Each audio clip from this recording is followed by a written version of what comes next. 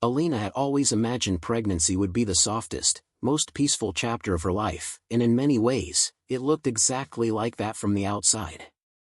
At 7 months pregnant, she lived in a mansion most people only saw in glossy magazines, married to Damien Hart, a millionaire real estate mogul whose name alone opened doors.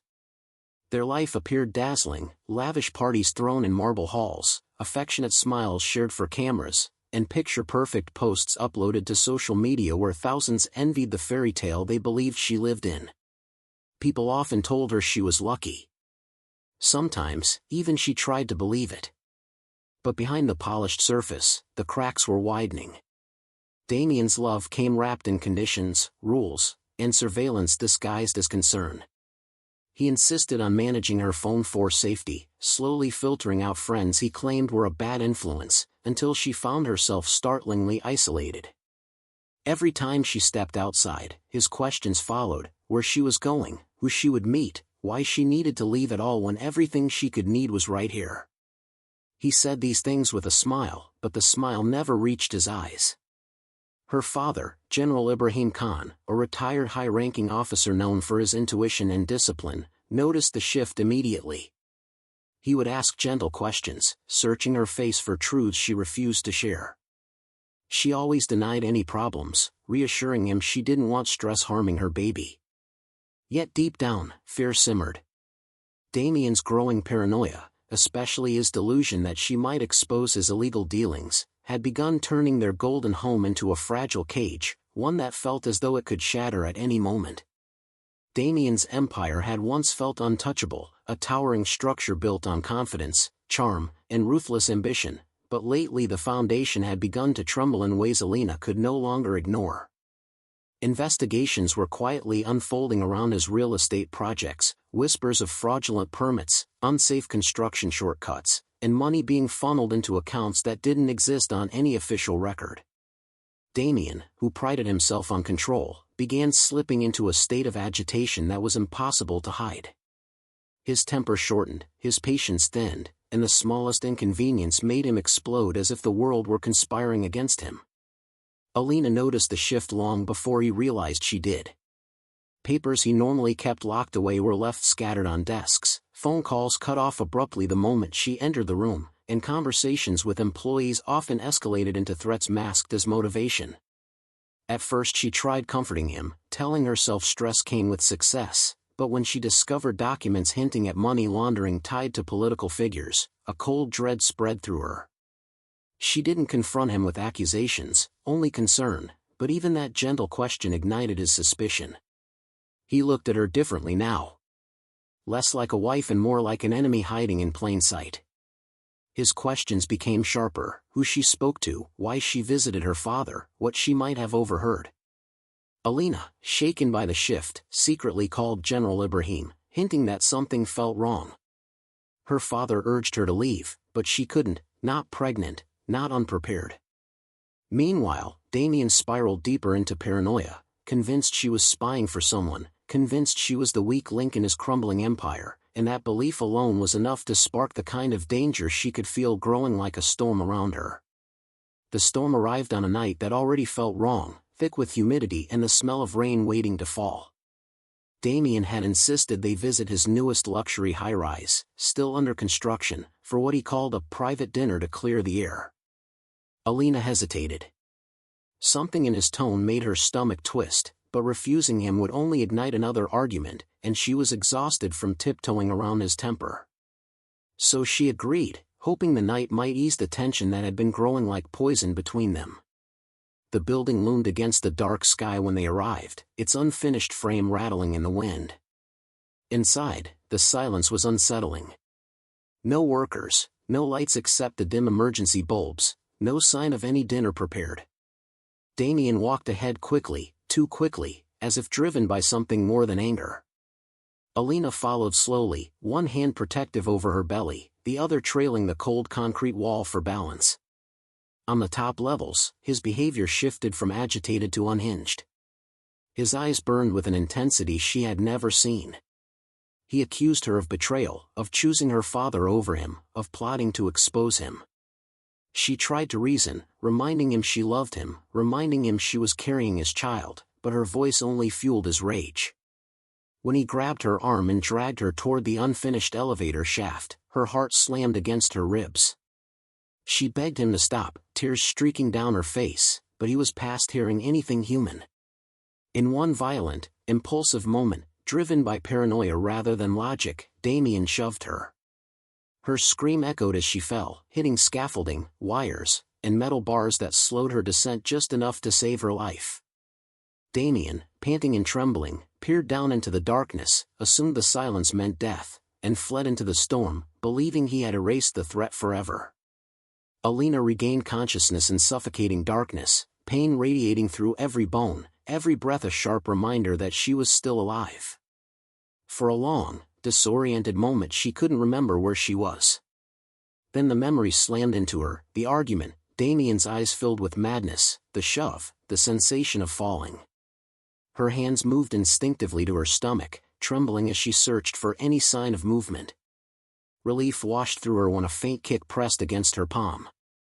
Her baby was still fighting. Somehow, so was she. She tried to move but her body protested, pinned between twisted metal and debris. Panic clawed at her throat. Dust filled the air, gritty and cold, and her vision blurred as she fought to stay conscious. Her phone lay a few feet away, its screen shattered but faintly glowing.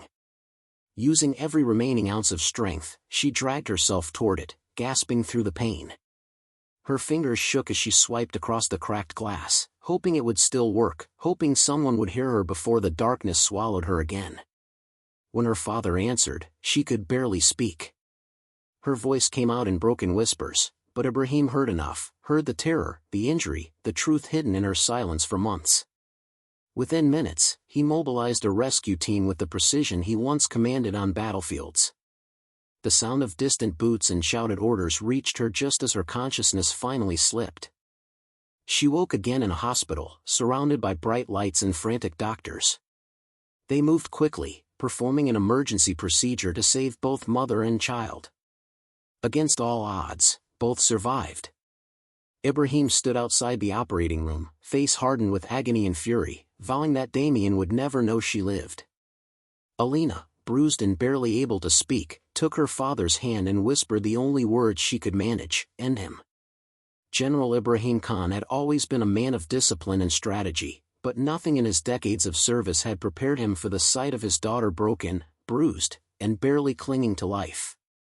The moment the doctors told him she and the baby would survive, something inside him shifted from grief to cold, deliberate purpose. He didn't shout, didn't cry, didn't vow revenge aloud. He simply straightened his shoulders, took one long breath, and began planning the systematic destruction of the man who had tried to murder his child. He knew that going through legal channels alone would never be enough. Men like Damien Hart didn't fall with simple arrests, they were protected by money, influence, and networks built on corruption. Ibrahim had spent his entire career dealing with men like that. And he had spent a lifetime learning how to take them apart. The first step was information. He contacted old allies from intelligence circles, pulling files on Damien's companies, offshore accounts, hidden partnerships, and every illegal project his empire had been built upon. The evidence was staggering, but Ibrahim wasn't surprised. He had sensed rot beneath Damien's charm from the beginning. Within hours, he leaked key documents to government investigators who had been circling Damien for months but lacked definitive proof. Now they had everything: financial records, bribe trails, construction violations, political ties. Simultaneously, he reached out to insiders within Damien's corporation, offering protection and anonymity in exchange for testimony. Many of them, terrified of being implicated, agreed instantly. By the next morning, the authorities had frozen all of Damien's accounts, issued warrants, and raided every one of his offices. The media erupted, exposing scandal after scandal. Damien's name, once synonymous with power, became a headline attached to fraud, corruption, and criminal enterprise. While the world believed the takedown was the result of long-term investigations, only Ibrahim and a few trusted allies knew the truth. Every move had been orchestrated by a father who refused to let his daughter's suffering go unanswered. And through it all, Damien remained oblivious, still believing his biggest problem was business, not realizing the vengeance rising quietly behind him was personal, calculated, and unstoppable. Damien's world collapsed faster than he could comprehend.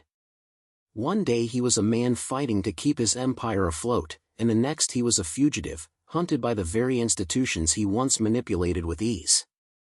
The raids on his offices, the asset seizures, the sudden disappearance of his trusted partners, it all descended like a coordinated storm. He didn't know who had triggered it, only that someone had found the fault lines in his empire and struck them with surgical precision. His first instinct was to run. He packed cash, grabbed false documents he had prepared for emergencies, and tried to flee the country through one of his offshore routes. But every exit was blocked. Flights flagged. Borders alerted. Accounts that should have been overflowing with money showed zero balances. Confusion turned into fear. He called his associates, lawyers, politicians, investors, people who had once praised him, relied on him, taken his money without hesitation. Now, no one answered. Some blocked him. Others sent curt messages distancing themselves from him. What unsettled him most was that this wasn't random. This wasn't the work of an overzealous investigator or a disgruntled competitor.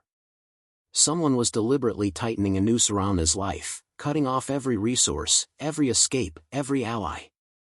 He didn't know who it was, but the precision terrified him. Forced into hiding, he moved from one abandoned property to another, always looking over his shoulder.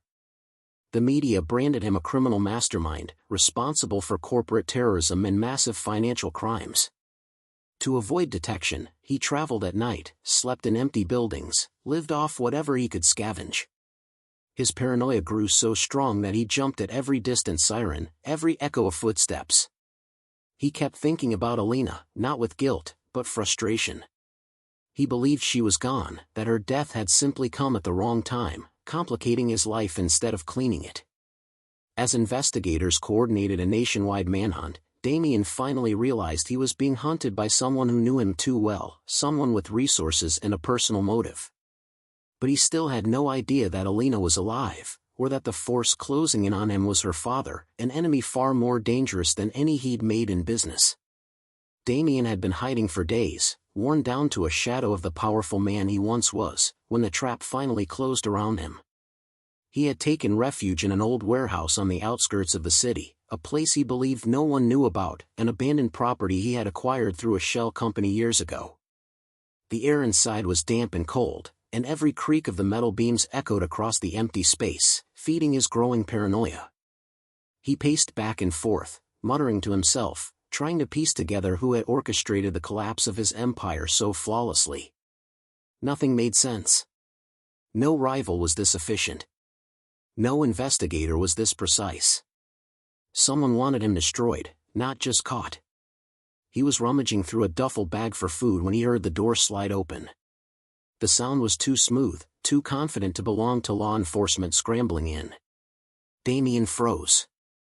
Then a single pair of footsteps approached, measured, calm, controlled. He turned, expecting a negotiator or an officer.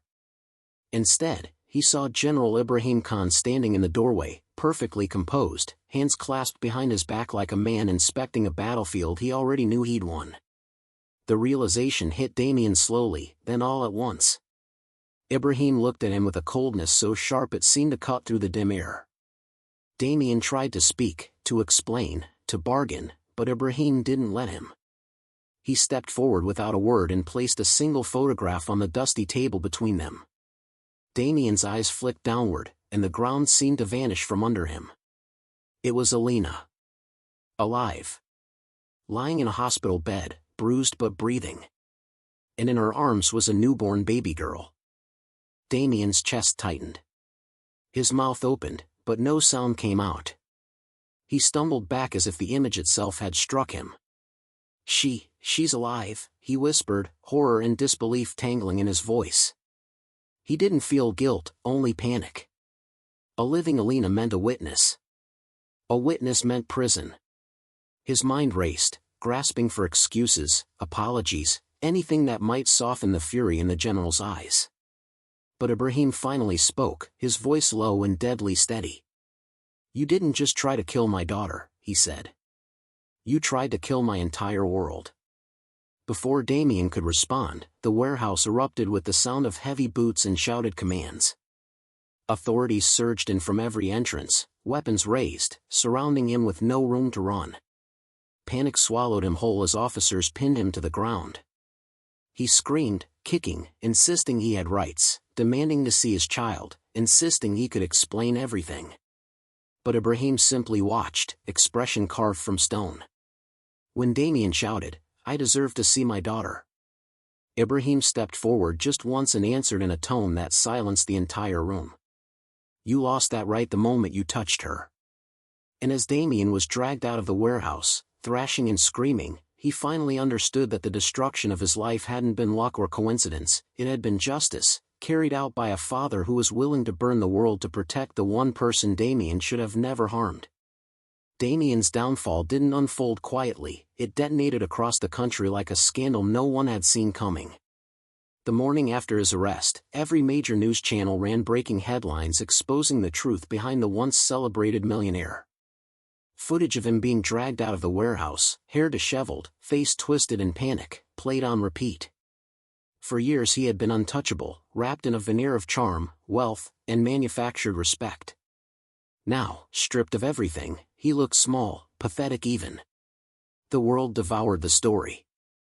As investigators dug deeper, the list of charges against him grew to an almost unbelievable length. Fraud on a massive scale, embezzlement, tax evasion, bribery, construction violations that risked thousands of lives, and finally, the one that made headlines worldwide, attempted murder of his pregnant wife. Former partners who once toasted with him at luxury dinners suddenly came forward, each one eager to distance themselves and save their own skin. They testified about secret deals, illegal contracts, envelope bribes, and threats Damien used to keep them in line. Every story added another crack in what remained of his reputation. Courtrooms overflowed during his trial. Some spectators wanted justice. Others wanted drama. Many simply wanted to see the mighty fall. Damien, once polished and confident, now sat in wrinkled prison uniforms, shackled and exhausted, muttering under his breath as evidence after evidence was presented. His lawyers fought desperately, but there was no defense strong enough to counter the mountain of proof stacked against him. When Alina's medical records were read in court, the fractures, internal bleeding, the emergency surgery to save her and the baby, the room went silent. The prosecutor described, in cold detail, her fall down the unfinished elevator shaft. Damien's face twisted, but it wasn't remorse that flickered there, it was fear of the consequences he was finally being forced to face. The verdict didn't surprise anyone. Damien Hart was sentenced to life in a high-security prison with no possibility of early release. Every asset he owned was seized or auctioned. His business empire, once worth billions, crumbled in less than a month. Employees scattered, investors vanished, and his name became synonymous with betrayal, corruption, and brutality. The man who had built skyscrapers could no longer see the sky without permission. In the end, Damien wasn't remembered as a mogul, a visionary, or a millionaire prodigy.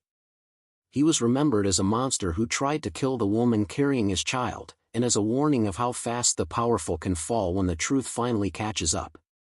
His legacy disintegrated completely, leaving behind only ruins, court transcripts, and the echo of a life destroyed by his own hands.